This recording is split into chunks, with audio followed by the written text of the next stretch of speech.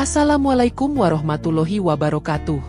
Hai sahabat semua, apa kabar hari ini? Terima kasih sudah meluangkan waktu untuk hadir di channel Radio Cerita Trending. Dukungan kalian sangat berarti. Like, komentar, dan subscribe dari kalian adalah semangat terbesar kami untuk terus berkarya dan menyajikan cerita-cerita yang menyentuh hati. Yuk, langsung saja kita simak ceritanya. Pagi hari di kawasan perumahan Tenaraya selalu sunyi setelah pukul 8. Anak-anak sekolah sudah berangkat, para pekerja kantor sudah berlalu. Di rumah nomor 14, Fitri berdiri sendirian di dapur yang rapi. Tak ada suara apapun selain bunyi detak jam dinding. Ia baru saja selesai menyusun 2 cangkir teh di meja makan. Tapi seperti biasanya, hanya satu yang diminum. Sudah 5 tahun Fitri menikah dengan Tanama. Mereka tinggal di rumah 2 lantai ini sejak bulan pertama pernikahan. Rumahnya tenang, bersih, dan dari luar tampak seperti pasangan yang harmonis. Tapi di dalam, Fitri menyimpan perasaan yang tak pernah bisa dijelaskan dengan gamblang. Bukan karena tidak disayang, tapi karena Tanama seolah menjaga jarak yang tak bisa ditembus. Setiap malam, mereka tidur di ranjang yang sama. Tapi tubuh Tanama selalu membelakangi dirinya. Ia tidak pernah memeluk, tidak pernah menyentuh. Bahkan saat Fitri mencoba menggenggam tangan suaminya, yang ia dapat hanya tarikan pelan dan perubahan posisi. Ia tidak marah, tidak kasar, tapi juga tidak ada. Pernah satu kali Fitri bertanya saat mereka makan malam, "Mas, kenapa sudah lama gak pernah dekat sama aku?" Tanama menunduk sebentar, lalu hanya menjawab, "Lelah, Fit. Lelah kerja, atau lelah sama aku?" Tanama terdiam, lalu melanjutkan makan tanpa kata. Hari-hari selanjutnya pun tetap dingin. Fitri menjalani rutinitas seperti istri lainnya. Memasak, membersihkan rumah, menyiapkan pakaian Tanama, dan menunggu suami pulang malam. Tapi yang ia tunggu hanya tubuh, bukan hati. Sampai suatu sore, saat Fitri sedang merapikan tempat tidur, ia mencium aroma yang tidak biasa dari bantal Tanama. Wangi seperti bunga melati, lembut tapi menyengat. Itu bukan aroma yang biasa ia gunakan. Parfum miliknya cenderung netral dan tidak manis. Fitri mendekatkan hidung ke bantal suaminya, lalu menarik napas panjang. Wangi itu jelas milik wanita. Ia tidak langsung menuduh, tapi perasaannya terganggu. Ia coba membenarkan dalam pikirannya. Mungkin rekan kerja, mungkin bekas semprotan di taksi online, mungkin apapun yang masuk akal. Tapi malamnya, ketika Tanama pulang, wangi itu ikut masuk ke dalam rumah. Fitri berdiri di ambang pintu kamar saat suaminya melepas sepatu. "Kamu pakai parfum baru?" tanyanya. "Enggak," jawab Tanama singkat. Fitri berjalan mendekat, menyentuh lengannya pelan. "Ini wanginya beda." Tanama refleks menarik lengannya. Wajahnya berubah tegang. "Enggak pakai apa-apa, Fit. Jangan lebay." Fitri tidak membalas. Ia hanya mengangguk dan membalikkan badan. Tapi di dalam dadanya, ada yang mulai retak. Ia tahu reaksi itu bukan dari lelah. Itu reaksi ketakutan. Beberapa hari setelah itu, Fitri mulai memperhatikan jam pulang Tanama. Jika biasanya sekitar pukul 7 malam, kini menjadi hampir pukul 9. Saat ditanya, Tanama berkata ada lembur tambahan. Tapi saat Fitri mencoba menelepon kantor, operator hanya menjawab bahwa jam kerja di sana selesai pukul 5 sore. Fitri tidak ingin langsung menyimpulkan suaminya berselingkuh. Ia bukan tipe wanita yang mudah curiga. Tapi selama ini, ia hanya meminta satu hal sederhana, kedekatan. Dan bahkan itu pun tak ia dapatkan. Suatu malam, Fitri mencoba mendekat kembali. Ia duduk di sisi tempat tidur lebih dulu, menunggu Tanama keluar dari kamar mandi. Saat suaminya muncul, Fitri tersenyum dan menarik tangannya perlahan. "Mas, boleh aku peluk sebentar?" Tanama berdiri kaku. Matanya menatap Fitri sejenak. Lalu, alih-alih menjawab, ia langsung masuk ke dalam selimut dan memunggungi istrinya. "Besok pagi aku harus ke lapangan. Capek banget," katanya singkat. Fitri tak bergerak. Ia masih duduk di tepi tempat tidur. Tangannya gemetar. Rasa malu dan ditolak bercampur jadi satu. Ia tidak menangis, hanya menarik napas pelan, berusaha tidak terdengar patah.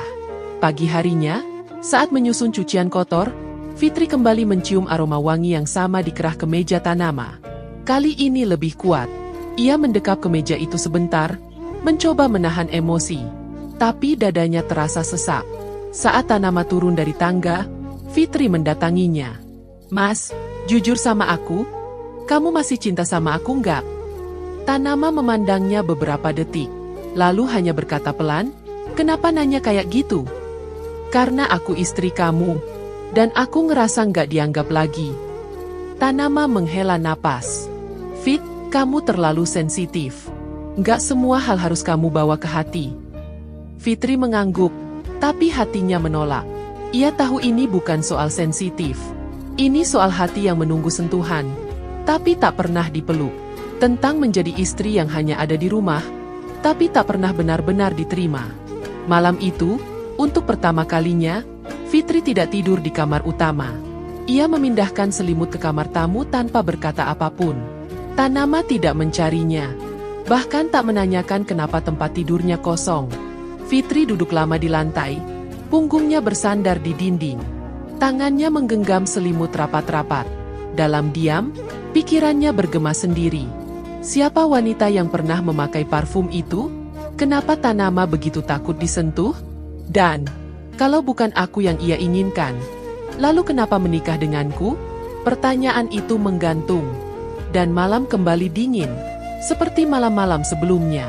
Tapi kali ini, dinginnya lebih menusuk karena Fitri tahu, ada sesuatu yang sedang disembunyikan. Sesuatu yang tak bisa ia sentuh. Dan itu bukan hanya tubuh Tanama, tapi juga isi hatinya. Malam itu Fitri tetap tidak kembali ke kamar utama. Ia membaringkan tubuh di kasur tipis kamar tamu, memeluk bantal sambil menatap langit-langit yang diam. Suara kipas angin bergemerisik pelan, tapi tidak mampu meredakan sesak yang masih mengendap sejak percakapannya dengan Tanama pagi tadi. Hatinya terasa penuh, tapi bukan oleh amarah. Ada rasa ditinggalkan yang lebih sunyi dari tangisan. Tanama tidak mencarinya, tidak mengetuk pintu, tidak bertanya kenapa ia tidur di kamar lain. Justru suara langkah kakinya terdengar lewat di depan kamar, lalu meredup begitu saja di lantai atas. Fitri menarik napas, mencoba tidur. Tapi malamnya tak memberi izin. Sekitar pukul 2 dini hari, suara pintu kamar utama terdengar membuka perlahan. Fitri yang belum benar-benar tertidur menajamkan telinga. Lalu terdengar suara samar dari atas kasur besar yang kosong di kamar sebelah. Bukan suara benda jatuh. Bukan suara televisi. Itu suara orang bicara dalam tidur. Shakira. Suara itu lirih, tapi jelas. Fitri menahan napas. Ia duduk perlahan, mendekatkan telinga ke dinding tipis yang memisahkan kamar tamu dan kamar utama. Suara Tanama kembali terdengar, lebih pelan, lebih berat. "Jangan pergi, Shakira. Jangan." Fitri mematung. Bukan karena takut, tapi bingung. Siapa Shakira? Nama itu tidak pernah ia dengar sebelumnya.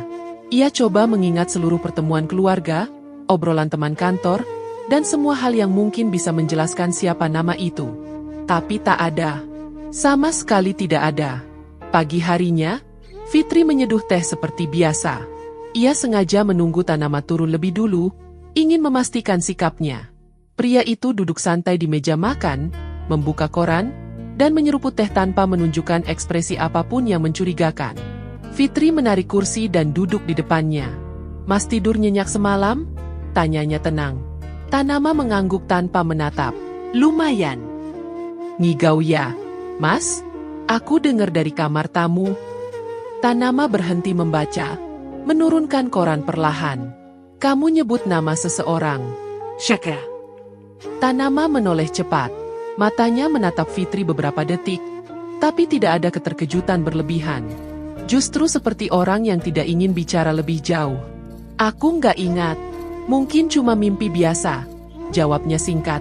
"Shakira itu siapa?" tanya Fitri lebih tegas. Tanama berdiri, mengambil tas kerja yang sudah ia siapkan di sofa. "Jangan dipikirin. Nama orang lewat aja mungkin. Kalau memang cuma nama lewat, kenapa kamu kelihatan takut?" Tanama diam sejenak.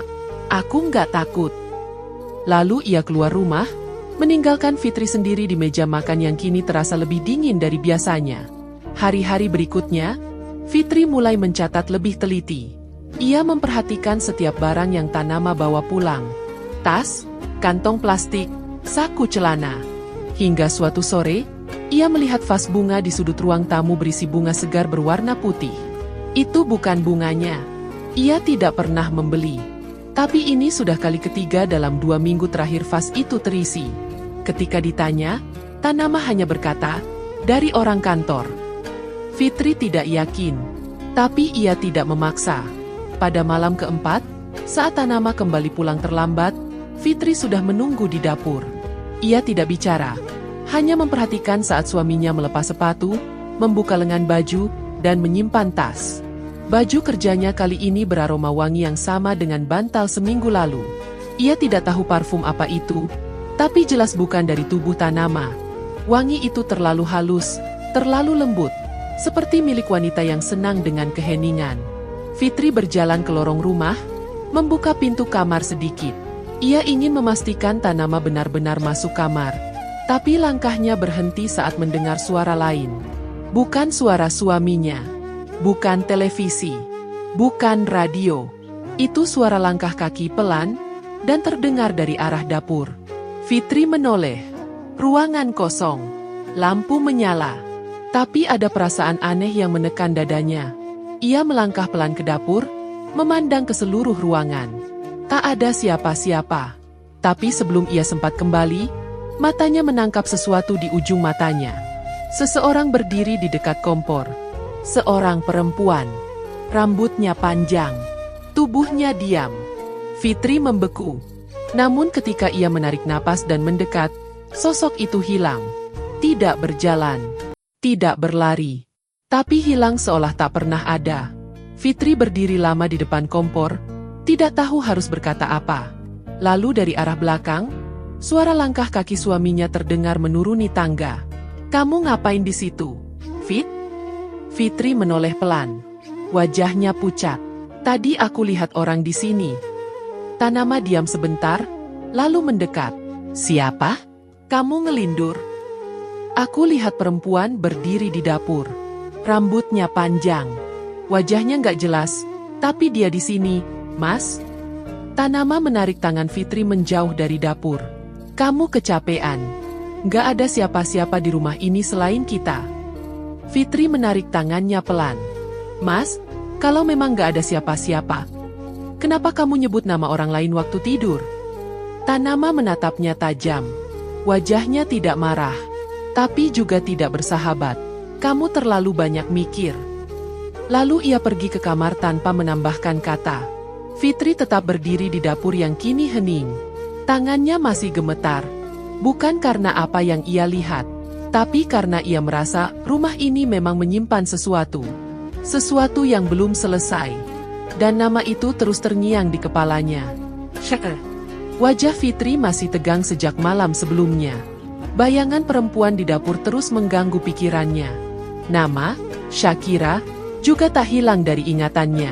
Sejak kejadian itu, ia menjadi lebih diam, lebih banyak menyendiri di ruang belakang, mengamati gerak-gerik Tanama dari kejauhan. Tapi pagi ini, Tanama berpamitan untuk perjalanan dinas keluar kota selama 2 hari. Ia membawa koper kecil dan mengenakan jaket hitam yang jarang dipakai. Fitri hanya mengangguk saat pintu tertutup, lalu menunggu suara mobil menghilang dari garasi. Selama beberapa menit, ia hanya berdiri di ruang tamu, menggenggam jemari sendiri.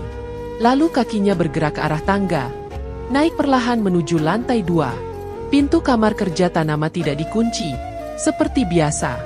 Ruangan itu selalu rapi, dengan rak buku berjejer dan meja kayu besar di sudut ruangan. Tapi yang menarik perhatian Fitri hanya satu. Laci di bawah meja yang selama ini selalu tertutup rapat. Ia mencoba menariknya. Terkunci. Fitri menunduk, membuka laci kecil lain dan menemukan tumpukan kertas dan alat tulis. Di balik map coklat tua, ada satu kunci kecil yang tersembunyi. Ia mencobanya ke laci besar tadi. Setelah 2 kali putaran, terdengar bunyi klik yang pelan. Laci itu terbuka. Isinya tidak banyak. Beberapa amplop usang, map plastik, dan satu kotak hitam kecil. Fitri mengambil semuanya dan duduk di lantai. Tangannya gemetar saat membuka map pertama. Di dalamnya ada fotokopi akta nikah atas nama Tanama Rashid dan seorang wanita bernama Syakira Halida. Tanggalnya 5 tahun lalu, 6 bulan sebelum ia menikah dengan Tanama. Fitri menatap nama itu lama. Dadanya mulai sesak. Ia membuka map kedua dan menemukan beberapa surat keterangan pindah alamat dan surat izin rumah sakit. Tapi yang membuatnya benar-benar berhenti bernapas adalah foto yang terlipat di dalam amplop. Foto pernikahan. Dalam foto itu, Tanama berdiri mengenakan jas hitam, memegang tangan seorang wanita yang mengenakan kebaya putih. Wajah wanita itu terlihat jelas.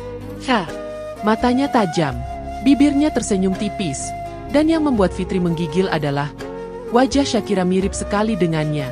Bentuk wajah, alis, bahkan gaya rambut. Hanya saja mata itu tidak ramah. Fitri berdiri cepat, meletakkan semua dokumen di atas meja. Ia merasa perutnya mual, dan kepalanya berputar. Nafasnya tersendat, seperti tidak bisa menemukan udara yang cukup untuk menenangkan tubuhnya. Ia berjalan turun, mengambil ponsel, dan menelepon Tanama. Nada sambung masuk. Seling. 2 kali. 3 kali. Lalu tersambung. "Mas?" ucap Fitri pelan, suaranya bergetar. "HM." Suara di ujung sana terdengar berat, tidak seperti biasanya. "Ini aku, Fitri." Hening. "Mas, siapa Syakira?" Lama tidak ada jawaban. "Mas?" ulang Fitri, lebih keras. Tiba-tiba, suara di ujung sana berubah. Bukan suara Tanama, tapi suara perempuan. Suaranya pelan, hampir seperti berbisik langsung ke telinga. "Kamu nggak seharusnya tahu." Fitri menjauhkan ponsel dari telinga, matanya membelalak. Ia melihat layar. Panggilan masih tersambung. "Mas?" teriaknya panik. Tapi tidak ada jawaban. Hanya suara pelan dari jauh, seperti suara nafas seseorang yang berat. Lalu panggilan terputus sendiri. Fitri berdiri mematung di tengah ruang tamu. Tangannya masih menggenggam ponsel, tapi tubuhnya kaku. Ia mencoba menelepon ulang, tapi nomor itu sudah tidak bisa dihubungi. Ia menatap ke arah tangga, lalu ke arah pintu depan.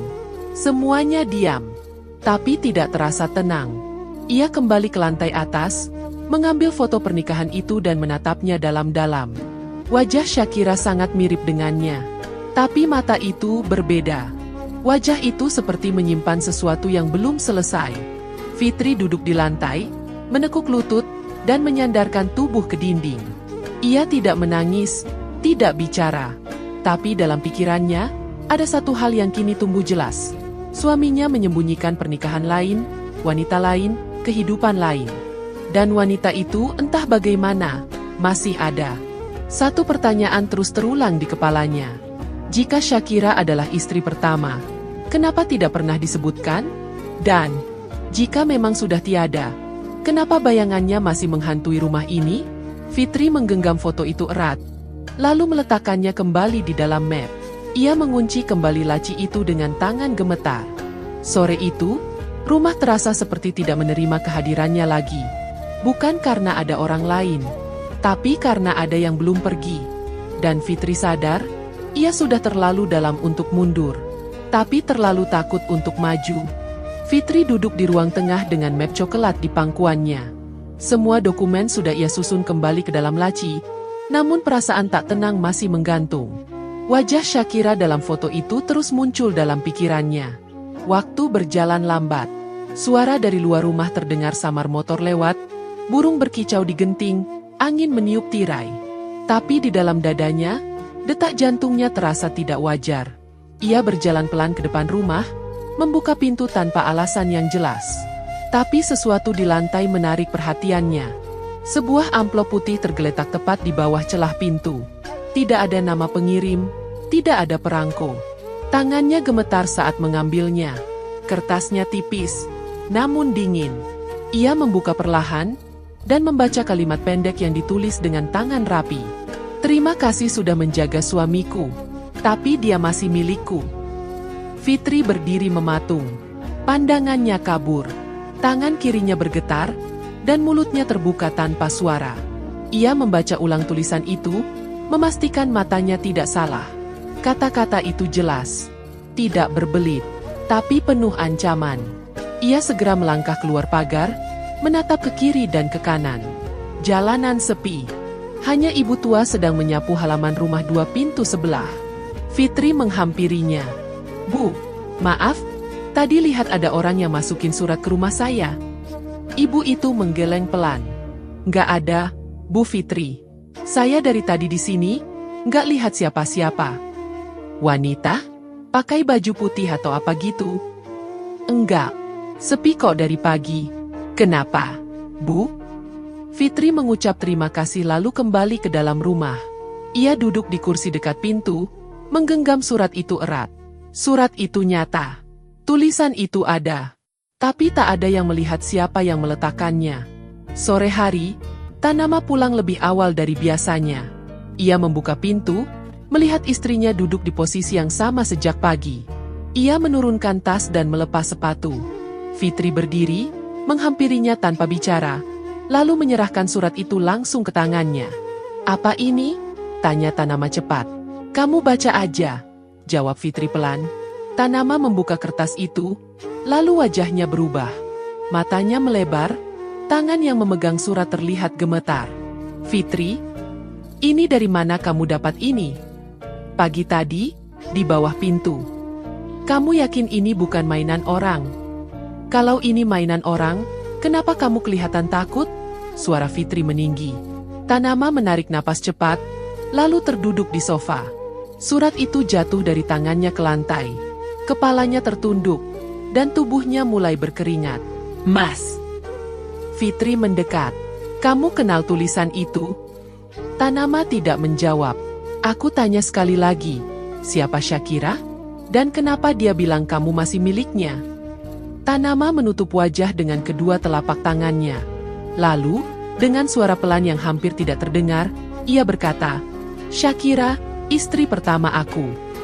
Fitri mundur 1 langkah. "Dia meninggal 2 tahun lalu. Kecelakaan. Aku nggak pernah bilang karena aku kira udah cukup kubawa dalam diam." Fitri menatapnya tajam. "Kamu bohong dari awal. Kamu menikahi aku tanpa pernah cerita kalau kamu duda." Tanama mengangguk pelan. "Kenapa kamu sembunyikan semua ini, Mas?" "Aku pikir kalau aku nggak sebut namanya, semuanya bisa berlalu. Tapi ternyata, dia nggak pergi." Fitri diam sejenak. Suaranya mulai gemetar. "Kamu nggak pernah menyentuh aku. Kamu dingin. Dan sekarang kamu bilang dia nggak pergi." Tanama memejamkan mata. "Setiap kali aku dekat sama kamu, aku ngerasa dia ada. Di belakangmu. Di samping ranjang. Di cermin. Aku nggak bisa." Fitri menutup mulutnya dengan tangan. Matanya memerah. Bukan hanya marah, tapi kecewa. "Kamu tahu nggak rasanya jadi istri, tapi nggak pernah dianggap hidup? 5 tahun, Mas. Aku nunggu kamu, tapi yang kamu tunggu bukan aku." Tanama menunduk dalam-dalam. "Aku minta maaf." Fitri tidak menjawab. Ia mengambil surat itu dari lantai, menatapnya sekali lagi. Kata-kata itu terasa seperti cambuk yang tak kasat mata. Bukan hanya tubuhnya yang ditolak, tapi jiwanya pun tidak diterima. Rumah ini, ranjang ini, bahkan suaminya. Semuanya masih milik wanita yang sudah tak ada. Atau, yang seharusnya sudah tak ada. Ia berjalan menuju dapur, meletakkan surat di atas meja, lalu berdiri menghadap wastafel. Pikirannya kosong, tapi dadanya penuh. Ia tidak tahu siapa yang harus ia lawan. Suaminya yang menyimpan luka, atau masa lalu yang tidak selesai.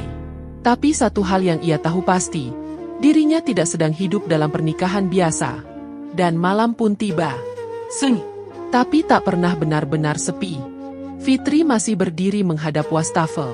Surat itu sudah tak lagi di tangannya, tapi kata-katanya masih tertanam jelas di kepala.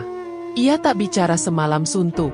Tanama memilih tidur lebih awal, sementara Fitri duduk di kursi makan sampai dini hari. Di luar, hujan turun pelan. Di dalam, lampu ruang tamu meredup tiba-tiba, lalu mati. Ia berjalan ke saklar, menyalakannya ulang. cahaya kembali. Tapi saat ia melangkah ke dapur, gelas yang sebelumnya ia cuci kini tidak ada di rak. Ia yakin sudah meletakkannya di sana. Namun kini gelas itu berdiri sendiri di tengah meja makan, masih basah, masih menetes. Pagi hari, Fitri tidak membangunkan Tanama seperti biasa. Ia duduk di ruang tamu, memandangi lukisan kecil bergambar pemandangan desa yang tergantung di dinding. Lukisan itu dibeli Tanama di tahun pertama pernikahan mereka. Tapi sekarang, ia merasa sesuatu berubah. Ia berdiri, mendekat. Wajah perempuan di tengah lukisan itu samar-samar membentuk sesuatu. Garisnya menyerupai wajah wanita. Rambut panjang, tatapan tajam. Fitri mundur selangkah. Ia kedipkan mata, mencoba memastikan ia tidak berhalusinasi. Tapi gambar itu tetap ada. Samar, seperti perlahan ingin menggantikan posisi sosok utama dalam lukisan. Tanama turun dari kamar dengan wajah lelah. Ia melihat istrinya menatap lukisan. "Kamu ngelamunin apa?" "Lihat ini," jawab Fitri tanpa menoleh. Lukisannya berubah. Tanama menatap lukisan itu sejenak, lalu menghela napas. "Nggak berubah. Kamu terlalu capek." "Bukan aku yang berubah, Mas, tapi rumah ini." Tanama tidak menjawab. Ia berjalan menuju dapur dan menuang air. Fitri menoleh. "Kemarin, gelas yang aku cuci pindah sendiri ke meja. Lampu mati padahal saklarnya nggak ditekan. Sekarang lukisan ini. Apa masih kamu bilang ini cuma aku yang lelah?" Tanama menaruh gelasnya di meja. Wajahnya datar. "Bisa jadi. Kamu banyak mikir, Fit." Fitri menahan emosi. Tapi suaranya pelan. "Kamu tahu, Mas, sekarang aku merasa kita bukan cuma tinggal berdua di rumah ini." Tanama menatapnya. Tapi tidak menjawab. Malam itu, saat Fitri tertidur di kamar tamu, suara televisi menyala sendiri dari ruang tengah. Ia terbangun, bangkit perlahan, dan berjalan keluar. Layar televisi menampilkan siaran berita, tapi suaranya kosong. Tak ada pembawa acara. Tak ada suara. Hanya visual yang terus berjalan. Fitri mematikan remote, lalu kembali ke kamar. Tapi langkahnya terhenti di depan kamar utama. Pintu setengah terbuka. Ia mengintip pelan. Tanama tidur di dalam, tubuhnya meringkuk. Tapi di dekat jendela, terlihat sosok samar berdiri. Tidak jelas. Tidak bergerak. Fitri memalingkan wajah dan menutup pintu perlahan. Pagi harinya, Fitri tidak langsung bicara. Ia hanya duduk di ujung tempat tidur kamar tamu dengan mata kosong. Saat Tanama mengetuk dan masuk, Fitri tidak menoleh. Ia bicara tanpa ekspresi. "Semalam aku lihat sosok perempuan di kamar kamu." Tanama diam. "Kamu masih belum percaya kalau aku bilang rumah ini bukan milik kita lagi?" Tanama berjalan mendekat. Ia duduk di samping Fitri. Tangannya menyentuh bahu istrinya pelan. "Aku minta maaf," ucapnya pelan. "Aku belum bisa lepas darinya." Fitri memandang ke arah jendela. "Berarti, aku memang cuma pengganti." "Bukan begitu. Tapi kamu nggak pernah benar-benar jadi milikku, Mas." Tanama menunduk. "Selama ini aku nunggu. Berharap kamu akan lihat aku sebagai istrimu. Tapi ternyata, kamu cuma menjadikan aku tempat menumpang hidup. Sementara jiwamu masih terikat sama dia." Tanama tidak menjawab. Fitri berdiri, melangkah keluar kamar. Ia menatap sekeliling rumah. Setiap sudut terasa asing. Meja makan yang dulu penuh tawa, kini sunyi. Dinding putih yang dulu ia cat sendiri, kini terasa dingin. Dan kamar tidur utama yang dulu ia siapkan untuk kehidupan berdua, kini terasa seperti milik orang lain. Batin Fitri semakin berat. Ia tidak hanya merasa ditinggalkan. Ia merasa tidak pernah hadir di hati Tanama sejak awal. Dan yang lebih menyakitkan dari ditolak adalah menyadari bahwa ia tidak pernah diterima. Saat malam tiba, Fitri kembali memandangi lukisan di ruang tamu. Wajah wanita dalam lukisan itu kini lebih jelas. Fitri berdiri lama di sana, matanya tak berkedip. Dalam diam, ia tahu tempat ini bukan rumah lagi. Dan dirinya bukan satu-satunya istri di dalamnya. Fitri berdiri cukup lama di depan lukisan yang tak lagi sama. Wajah perempuan asing itu tampak lebih tegas dari sebelumnya. Sorot matanya mengarah lurus ke depan, tajam, dan tak bersahabat. Tanama berdiri di belakangnya, tapi tak berkata apa-apa. Fitri tahu ia melihat hal yang sama, tapi mereka berdua memilih diam. Setelah beberapa menit, Fitri menoleh pelan. "Aku mau ke makam Shakira." Tanama mengerutkan kening. "Untuk apa?" "Aku mau lihat langsung. Aku perlu tahu dia benar-benar ada, dan sudah tiada." Tanama tidak langsung menjawab. Matanya berpindah ke lukisan, lalu ke wajah Fitri. "Baik, kita ke sana besok." Keesokan paginya, mereka berangkat dengan mobil menuju desa tempat Shakira dulu tinggal. Perjalanan memakan waktu sekitar 2 jam. Di sepanjang jalan, suasana hening, tak ada obrolan. Fitri memandangi jendela, sementara Tanama berkonsentrasi pada kemudi. Sesekali, Tanama melirik ke kaca spion, tapi tidak untuk memastikan jalan, seperti memastikan tidak ada yang mengikuti mereka. Sesampainya di pemakaman umum desa tersebut, mereka turun dan berjalan menuju pos penjaga makam. Seorang pria tua duduk di kursi kayu sambil mencatat di buku besar. Fitri mendekat. "Maaf, Pak. Kami mencari makam atas nama Shakira Halida. 2 tahun lalu katanya dimakamkan di sini." Petugas itu membuka buku catatan, menyusuri halaman-halaman dengan teliti. Tangannya berhenti di satu lembar, lalu bergeser ke halaman berikutnya. Lalu kembali lagi. Ia menggeleng pelan. "Tidak ada nama itu di sini, Bu." Fitri menoleh ke arah Tanama.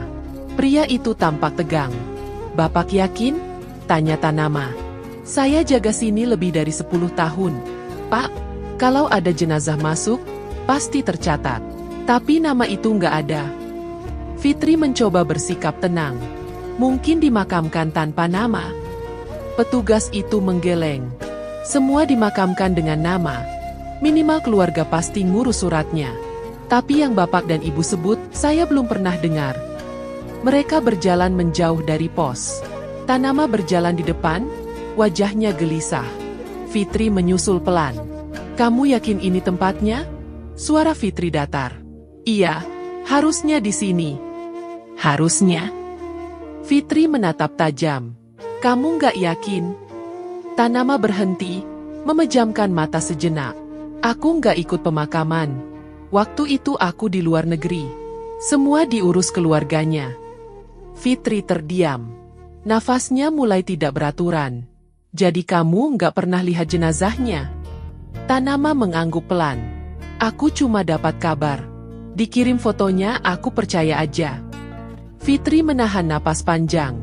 "Selama ini kamu cerita seolah kamu lihat sendiri. Kamu bilang dia meninggal karena kecelakaan. Tapi kamu bahkan nggak tahu di mana dia dimakamkan." "Aku nggak bohong, Fit." "Kamu bohong dari awal." Suara Fitri meninggi. "Bahkan sampai sekarang pun kamu nggak tahu di mana mayatnya dikubur." Tanama tidak menjawab. Ia hanya menunduk. Fitri melangkah menjauh, duduk di sebuah batu pinggir makam. Matanya berkaca-kaca. "Kita tinggal di rumah yang katanya kamu beli setelah istrimu meninggal. Tapi kamu nggak pernah tahu di mana dia dikuburkan. Sekarang surat datang tanpa nama pengirim. Suara perempuan jawab teleponmu, dan kamu cuma bisa bilang, 'Aku nggak tahu.'" Tanama berdiri diam, lalu berkata pelan, "Aku juga bingung, Fit. Aku pikir semuanya sudah selesai. Tapi ternyata enggak." Fitri berdiri, berjalan kembali ke mobil tanpa bicara. Di dalam mobil, ia duduk memeluk tasnya. Tatapannya kosong ke depan. Tanama masuk beberapa menit kemudian dan menyalakan mesin. Selama perjalanan pulang, tak satu pun dari mereka berbicara. Jalanan kembali sunyi. Tapi kali ini, bukan karena tidak ada suara, tapi karena keduanya tidak tahu lagi harus bicara apa. Fitri memejamkan mata, mencoba menenangkan diri. Tapi pertanyaan dalam kepalanya makin jelas. Jika Shakira tidak pernah dikuburkan, apa yang sebenarnya terjadi?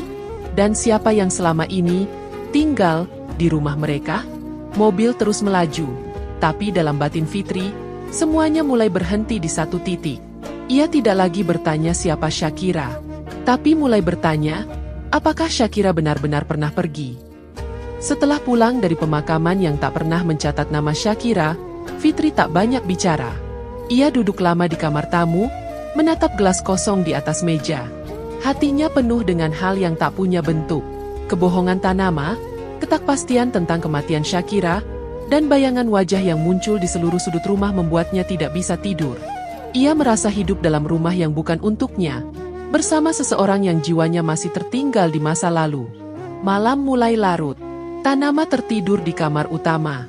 Fitri berjalan perlahan ke dapur, mengambil gelas dan menyeduh teh. Ia membuka laci kecil, mengambil sebutir obat penenang yang ia simpan dari resep dokter beberapa waktu lalu. Ia tahu ini bukan tindakan yang baik, tapi ia butuh jawaban. Dan satu-satunya cara untuk menggali isi pikiran Tanama adalah saat ia tidak lagi mampu menyembunyikan apapun. Beberapa menit kemudian, ia masuk ke kamar dan meletakkan gelas itu di meja samping tempat tidur. Tanama terbangun setengah sadar, melihat Fitri sebentar, lalu mengambil gelas dan meminumnya seteguk demi seteguk. Fitri duduk di ujung ranjang, menunggu. Tak lama kemudian, napas Tanama melambat. Matanya terbuka setengah, pandangannya kosong. "Mas?" suara Fitri pelan. "Aku cuma mau tahu, kenapa kamu gak pernah bisa menyentuh aku?" Tanama diam sebentar, lalu menjawab pelan, suaranya serak, seperti sedang bicara pada dirinya sendiri. "Dia selalu datang." Fitri menegakkan punggung. "Siapa?" "Shakira. Dia datang kalau aku dekat sama kamu." "Mas, maksud kamu apa?" Tanama menatap ke langit-langit. "Setiap kali aku mau menyentuh kamu, dia berdiri di belakangmu. Dia marah." Fitri menahan napas. "Kamu lihat sendiri." Tanama mengangguk lambat. Dia bilang, "Aku nggak boleh." Katanya, "Kamu cuma numpang. Rumah ini miliknya. Aku miliknya." Fitri merasa tubuhnya kaku. Suasana kamar tiba-tiba menjadi sangat hening. Tak ada suara dari luar. Hanya suara detak jam dan napas Tanama yang mulai tak teratur. Fitri memegang tangannya. Tapi terasa asing. Tiba-tiba, lampu kamar padam. Bukan hanya kamar, seluruh rumah gelap. Suara pintu kamar tertutup sendiri, cukup keras hingga membuat jantung Fitri berdegup kencang. "Mas?" Fitri memanggil lirih. Tanama tidak merespons. Ia tetap berbaring diam. Fitri berdiri, meraba dinding mencari saklar. Tapi sebelum tangannya sampai ke arah itu, ia merasa ada yang menyentuh pundaknya. Bukan dengan tekanan, tapi dingin. Tidak seperti tangan suaminya. Dan itu tidak datang dari arah tempat tidur. Fitri membalikkan badan cepat, tapi tak ada siapapun. Ia menahan napas, tubuhnya gemetar. Perlahan ia meraba saklar dan menyalakan lampu. Cahaya kembali. Tapi kamar terasa lebih sunyi dari biasanya. Ia menoleh ke arah Tanama. Pria itu masih terbaring, matanya tertutup, bibirnya bergerak pelan. "Dia di sini." Fitri mundur beberapa langkah. "Mas, buka mata kamu." Tanama membuka mata perlahan. Pandangannya kosong. Tapi kali ini ia tidak melihat ke arah Fitri. Ia melihat ke belakangnya. Fitri menoleh cepat, tapi tetap tidak ada siapa-siapa. Ia duduk di kursi dekat meja, wajahnya pucat. Semua yang ia rasakan selama ini mulai menyatu dalam satu keyakinan. Rumah ini masih dihuni oleh seseorang. Bukan seseorang yang hidup, tapi seseorang yang belum selesai. Fitri memandang suaminya yang mulai tertidur lagi. Ia tahu Tanama tidak sepenuhnya sadar. Tapi kata-katanya jelas. Shakira tidak pergi. Dan yang lebih menyakitkan, Tanama sendiri tidak pernah benar-benar melepasnya. Dalam diam, Fitri menunduk. Dadanya sesak. Ia bukan hanya ditolak secara fisik, tapi ditolak oleh sesuatu yang tidak bisa ia lawan. Tidak bisa ia sentuh. Tidak bisa ia ajak bicara. Tapi terus hadir, menuntut, dan mengusirnya perlahan dari kehidupan yang seharusnya ia jalani sebagai istri. Pikiran Fitri mulai berputar. Ia harus tahu siapa sebenarnya Shakira. Bukan sebagai kenangan, tapi sebagai sesuatu yang nyata. Karena sekarang, bukan lagi hanya tentang masa lalu Tanama, tapi tentang sesuatu yang masih tinggal di rumah mereka.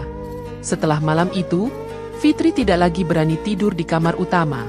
Ia pindah sepenuhnya ke kamar tamu dan selalu menyalakan lampu. Setiap kali Tanama tidur, ia mengamati dari jauh, takut jika tiba-tiba pria itu kembali bicara dalam tidur, atau lebih buruk, jika yang datang bukan lagi suara, tapi wujud. Rasa takut bercampur putus asa membuat Fitri memberanikan diri mendatangi seorang ustaz tua yang tinggal tak jauh dari desa tempat mereka pernah mencari makam Syakira. Ustaz Iskandar, begitu ia dipanggil. Orang-orang mengenalnya sebagai orang yang tenang, tidak banyak bicara, tapi peka terhadap sesuatu yang tidak bisa dijelaskan dengan logika biasa. Pagi itu, Ustaz Iskandar datang ke rumah Fitri tanpa banyak tanya. Ia tidak membawa banyak barang, hanya satu tas kecil, sebotol air, dan segulung kemenyan. Saat pertama masuk rumah, ia berdiri cukup lama di ambang pintu. Matanya menyapu seluruh ruang, lalu menoleh pada Fitri. "Sudah berapa lama kamu merasa rumah ini bukan milikmu?" tanyanya tenang. Fitri menggenggam jemarinya sendiri. "Sudah terlalu lama, Pak Ustaz." Ustaz Iskandar berjalan perlahan ke ruang tengah, berhenti di depan lukisan yang masih menggantung. Lukisan itu kini berubah lebih jelas. Sosok perempuan di dalamnya bukan lagi samar. Rambutnya panjang, matanya menatap ke depan. Tapi wajahnya bukan Fitri. Dan bukan siapa-siapa yang dikenal. Ustaz hanya berkata pelan, dia tidak ingin pergi. Dia merasa tempat ini miliknya. Tanama duduk di sofa dengan wajah lelah. Ia belum tahu apa yang akan dilakukan. Tapi saat melihat Ustaz menyalakan dupa dan mulai membaca ayat, tubuhnya mulai gelisah. Ritual dimulai dari ruang tengah. Fitri mengikuti di belakang Ustaz, memperhatikan setiap gerakannya. Lalu mereka beralih ke kamar mandi utama, tempat yang sejak dulu terasa lembab dan dingin, walau tidak pernah bocor. Saat Ustaz menyiramkan air ke saluran pembuangan, aliran air tersendat. Ia membuka saringan kecil itu, lalu menarik sesuatu perlahan. Rambut panjang, hitam, basah. Ustaz mengangkatnya ke atas. "Ini bukan rambut siapapun di rumah ini," katanya tegas. Fitri menutup mulutnya. Napasnya tercekat. Setelah itu, Ustaz meminta izin naik ke loteng. Mereka menarik tutup plafon yang mengarah ke ruang atas yang jarang dibuka. Ustaz menyalakan senter. Di dalam, ia mengangkat sehelai pakaian dalam wanita berenda putih, terselip rapi di antara kayu penyangga atap. Fitri memandang pakaian itu dengan perasaan bercampur. Ia tahu itu bukan miliknya. Ukurannya berbeda. Gayanya berbeda. Bahkan jenis kainnya tidak seperti apapun yang pernah ia beli. "Dia tinggal di sini," gumam Ustaz. Mereka melanjutkan ke kamar utama. Ustaz mengelap permukaan cermin besar yang menggantung di lemari. Saat lapnya menyentuh permukaan kaca, sekelebat bayangan muncul. Sekilas saja, tapi Fitri melihatnya. Seorang wanita dengan gaun putih berdiri di belakang mereka. Ustaz berhenti sejenak, lalu berkata pelan, wajahnya ingin diingat. Fitri memejamkan mata. Tangannya mencengkeram ujung lemari. Jantungnya berdegup kencang, tapi bukan karena takut, melainkan karena ia semakin yakin, selama ini bukan suaminya yang menolak. Tapi ada seseorang yang menolak keberadaannya sebagai istri. Ustaz meminta Tanama duduk di tengah ruangan. Ia mulai membaca dengan suara yang lebih keras. Aroma kemenyan memenuhi udara. Lilin menyala. Suasana berubah menjadi berat. Tiba-tiba, tubuh Tanama menegang. Tangannya menggenggam baju, lalu ia teriak. Keras. Panik. "Maaf, Syakira. Maaf. Aku nggak sengaja. Jangan marah." Fitri berdiri terpaku. Air matanya jatuh. Bukan karena takut, tapi karena semua yang selama ini ia curigai, ternyata benar. Suaminya tidak pernah benar-benar sembuh. Tidak pernah benar-benar melepaskan. Dan lebih dari itu, arwah itu tidak pernah membiarkannya pergi. Ustaz terus melanjutkan bacaannya. Tapi suara Tanama semakin histeris. Ia terjatuh ke lantai, tubuhnya menggeliat seperti kesakitan. Dari arah kamar mandi, suara air menyembur sendiri. Uap panas keluar dari balik pintu. Fitri mendekat, mencoba membuka, tapi gagangnya panas. Saat Ustaz menutup bacaan, suara-suara itu perlahan mereda. Tanama terkulai di lantai. Nafasnya terengah. Keringat membasahi tubuhnya. Tapi wajahnya kosong, seperti tidak tahu apa yang barusan terjadi. Fitri berjongkok di sampingnya, menatap suaminya dalam diam. Ia tidak tahu harus marah, sedih, atau pasrah. Ustaz menatap Fitri, lalu berkata pelan, "Kamu tidak sedang melawan suami, tapi pernikahan yang belum pernah benar-benar selesai." Fitri menggenggam lututnya.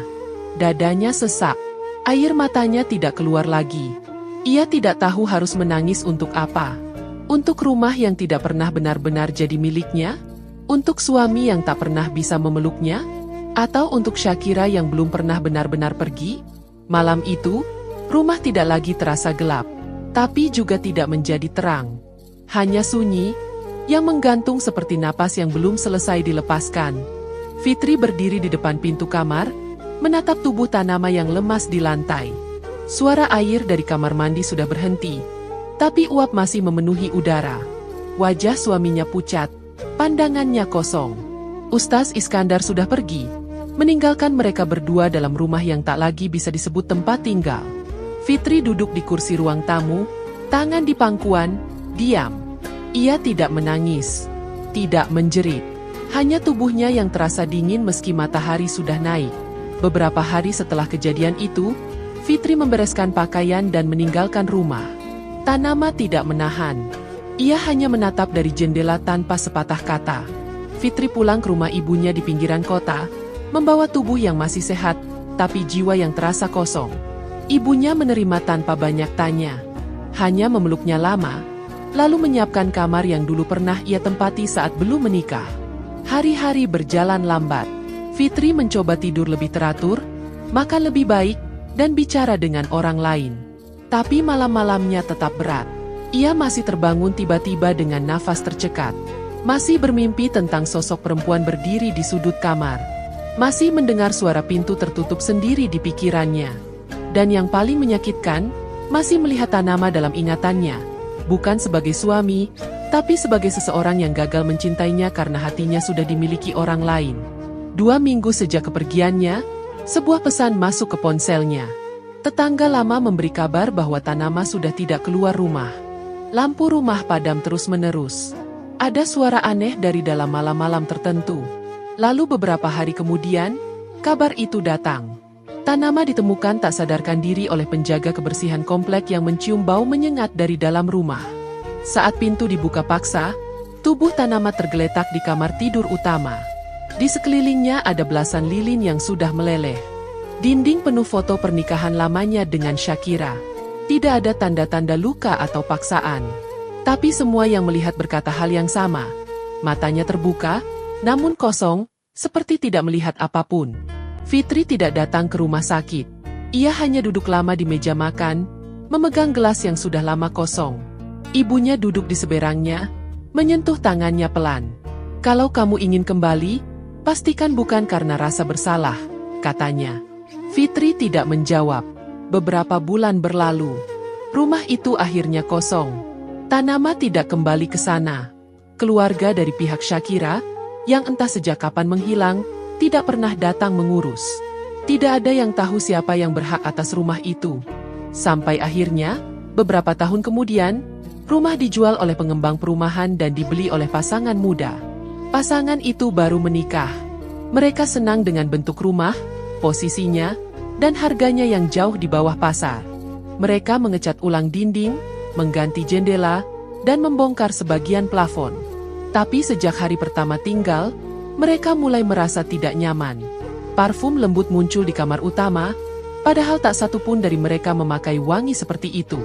Suara air mengalir dari kamar mandi tengah malam. Cermin kamar tidur menunjukkan bayangan lain yang tidak cocok dengan posisi siapapun di ruangan. Istri pemilik rumah mulai sering sakit kepala. Suaminya mendengar suara perempuan menangis dari belakang lemari. Pada satu malam, mereka mendapati tulisan samar di salah satu dinding yang sudah dicat ulang. Bukan goresan, tapi seolah muncul dari balik cat yang paling dalam. "Aku tak pernah diizinkan mencintainya." Nama Fitri tertera samar di bawahnya. Pemilik rumah memanggil tukang untuk membersihkan. Tapi setiap kali dinding itu dibersihkan, tulisan itu muncul lagi. Dengan bentuk huruf yang sama. Dengan kalimat yang sama, mereka bertahan beberapa bulan, lalu pergi tanpa banyak bicara. Fitri tak pernah kembali melihat rumah itu. Ia tidak ingin tahu siapa yang kini tinggal di sana. Ia tidak ingin mendengar kabar baru. Tapi setiap malam, saat menutup mata, ia tahu ada satu bagian dari dirinya yang tertinggal di rumah itu. Bukan karena cinta, tapi karena ia pernah mencoba bertahan dalam hubungan yang belum pernah benar-benar dimulai. Rumah itu tetap berdiri, tapi tidak pernah benar-benar hidup. Dan kisahnya bukan tentang cinta yang tak sampai, tapi tentang cinta yang tak pernah dibagi. Terima kasih telah menyimak hingga akhir. Jika kisah ini membuatmu terdiam, menatap, atau bahkan mengingat sesuatu, mungkin itu karena cerita ini juga bagian dari hidupmu. Jangan lupa tinggalkan komentar, like, dan subscribe. Bukan hanya untuk mendukung channel ini, tapi agar kita bisa terus berjalan bersama dalam kisah-kisah yang lebih dalam. Sampai jumpa di episode berikutnya. Jaga hati, jaga pikiran, dan semoga hidupmu tak lagi dikejar masa lalu, tapi dipeluk oleh harapan baru. Wassalamualaikum warahmatullahi wabarakatuh.